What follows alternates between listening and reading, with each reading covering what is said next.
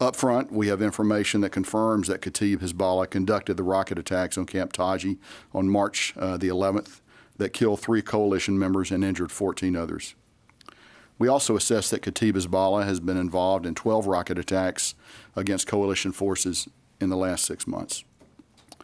In response to this attack on an Iraqi base that hosts coalition forces supporting the Iraqi fight against ISIS, we carried out precision defensive strikes to degrade and destroy advanced conventional weapons that have been provided to Kataib Hezbollah by their Iranian backers.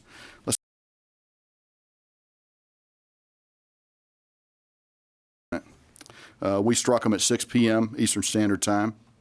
We assessed that each location stored weapons that would enable lethal operations against U.S. and coalition forces in Iraq.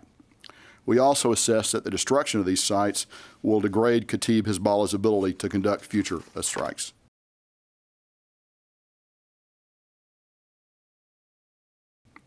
I also want to reiterate that these strikes, these defensive strikes, were designed to destroy Iranian-supplied advanced conventional weapons, and that the United States acted in self-defense in response to a direct and deliberate attack on an Iraqi base that hosts coalition service members. We are in Iraq to support the people of Iraq in their fight against ISIS.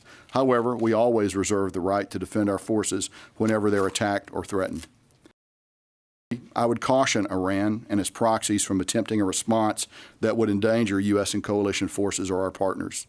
U.S. Central Command is well postured to defend our forces around the region and to respond to any further aggression against our forces. In fact, I have asked, and the Secretary has granted my request, to continue to operate 2 aircraft carrier strike groups in the region, which is the first period of extended dual U.S. carrier operations in U.S. Central Command since, we believe, around 2012. We have the flexibility, the capability, and the will to respond to any threat. The threat remains very high.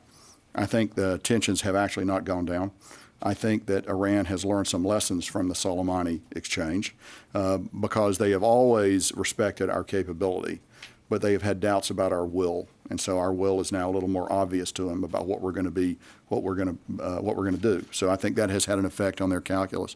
I still think they are actively seeking ways to achieve destabilization that would allow them to escape the strictures of the maximum pressure campaign. So I believe that is still very much alive and well. And I think stress and the pressure is there. It's very real.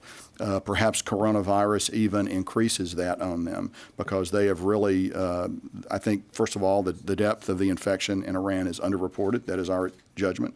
It has affected senior leaders, and so that produces an effect on decision making. And in authoritarian states, they can react to an internal crisis by one of 2 ways. They can turn inward or they can turn outward. History typically tells us authoritarian states turn outward in order to marshal the people behind them against a common foe, external, either manufactured or real. So I think it's very, very possible that that's what we're seeing right now. So I think the tension is still very high. I think the risk is still significant in the theater. And even though we may go days or a period of time without anything happening, I think we're still at a period of significant risk.